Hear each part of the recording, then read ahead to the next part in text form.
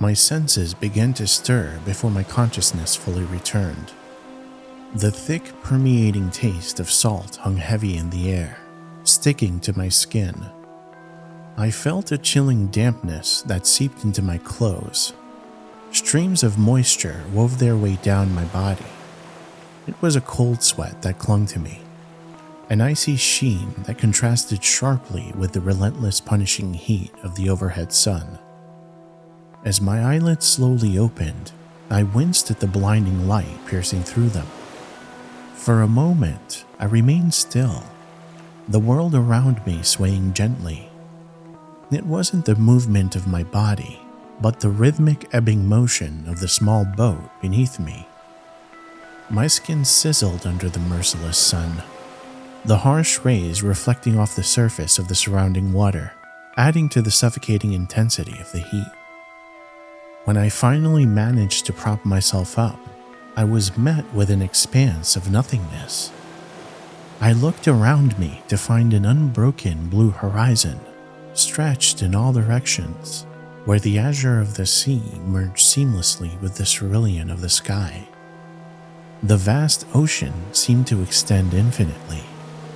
It felt like a monstrous, indifferent expanse that cared little for the lone entity drifting on its surface. A sense of profound isolation washed over me. I was completely and utterly alone, a speck amidst the blue void.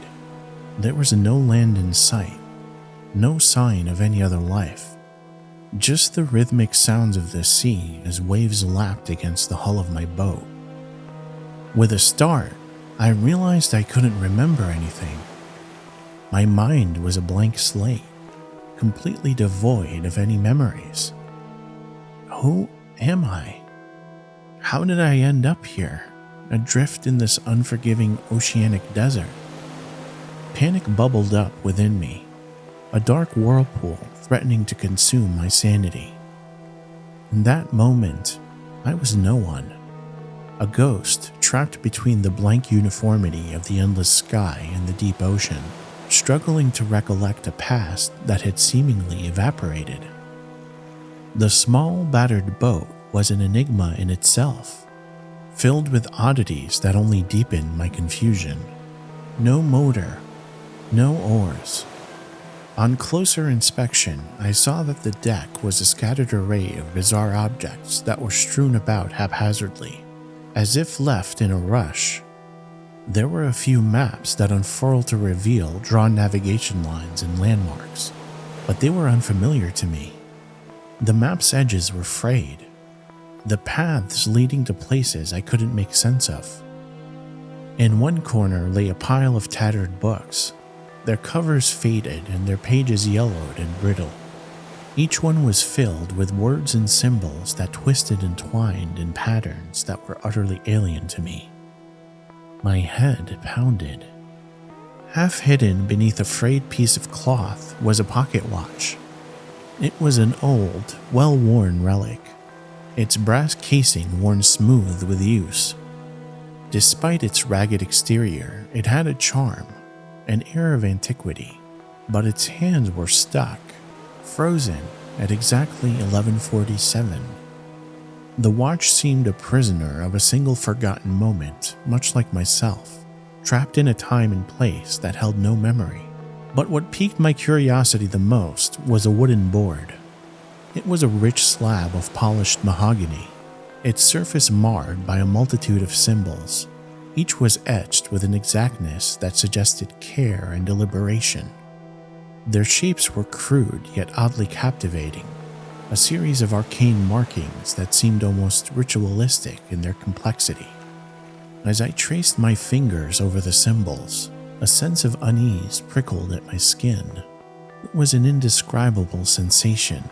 A wave of electricity came over me, and I felt the hairs on the back of my neck stand on end. Each of the symbols were grotesque, but they drew me to them. They all seemed to tell a story. They made me feel a vague familiarity, but I couldn't get more than that in terms of jogging my memory. They made my heart pound with an indefinable dread, and I couldn't understand why. Trapped, and with no means of escape, days began to merge into a timeless expanse, marked only by the cycles of the sun climbing and sinking into the ocean's embrace. The relentless celestial body traced its unerring path across the sky, indifferent to my predicament, my isolation, my desperation. My own body seemed to sync with the sun's dance. I found myself instinctively glancing at the pocket watch, its hands obstinately glued to the time of 11:47. The pocket watch, with its frozen moment in time, and the cryptic symbols on the mahogany board, each meticulously carved, seemed to reverberate in the cavern of my mind, like two hands reaching out from a foggy abyss. They nudged at something in my subconscious, whispering of a mystery that tied them together, but the details remained infuriatingly elusive, just beyond the grasp of my awakening memory. My past remained a puzzle until I found a hidden compartment in the boat and came across a leather-bound journal. The cover was worn and scuffed, much like the rest of the boat's oddities, and it bore the same symbols that had been haunting me. The sight of the symbols made my heart skip a beat. Their familiarity was like a spectral finger tracing the path that seemed linked to me in some way. I began to read the entries within the journal, each tied to a symbol, each recounting a tale. The words seemed to crawl from the pages, wrapping around my consciousness, refusing to let go. The contents of this journal were surreal. They were meticulous descriptions of horrific, gruesome murders told in sinister detail. Who the fuck wrote this? Why was this here? But it wasn't the horrifying content that struck me the most. It was the disconcerting familiarity that bothered me. Each tale echoed in my mind. In the terrifying narratives documented within the journal, time itself seemed to be an accomplice. Every atrocious act, each life extinguished, was carried out at the same cursed moment, 11:47, the same time that was petrified on the hands of the pocket watch. My breath hitched in my chest as the sinister connection dawned on me, bridging the depraved tales of violence, the inert pocket watch, and the grotesque symbols carved into the mahogany board.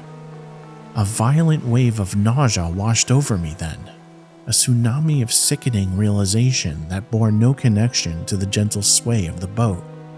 These tales weren't just horror stories etched into a journal. They were trophies, macabre keepsakes of a murderous rampage. I was not simply a man lost at sea. Buried deep within the journal were the details of how I ended up stranded in this blue abyss. My actions had cast too long a shadow, drawing suspicion and necessitating my disappearance.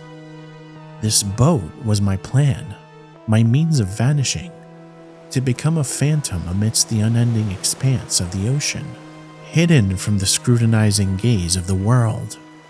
I had made a choice to blot out my memory, using some potent drug to wipe clean my own slate. But the past was preserved, etched in excruciating detail within the journal, waiting for the day I would stumble upon it. Suddenly the sea felt even harsher, its previous indifference replaced by a brutal desolation. The sun, once a beacon of hope, now seemed like a merciless spectator, illuminating the depravity of my soul. The boat took its final form and morphed in my mind into the floating prison cell it was intended to be. Each symbol on the board, all 63 of them, a haunting mirror reflecting my monstrous identity. Every wave that lapped against the boat was like agonizing cries of my victims, a constant reminder of the blood that stained my hands. My past had found me, and it was a nightmare. I was alone with the monsters of my creation, adrift in the sea of my sins. I was a serial killer, and this was my horror.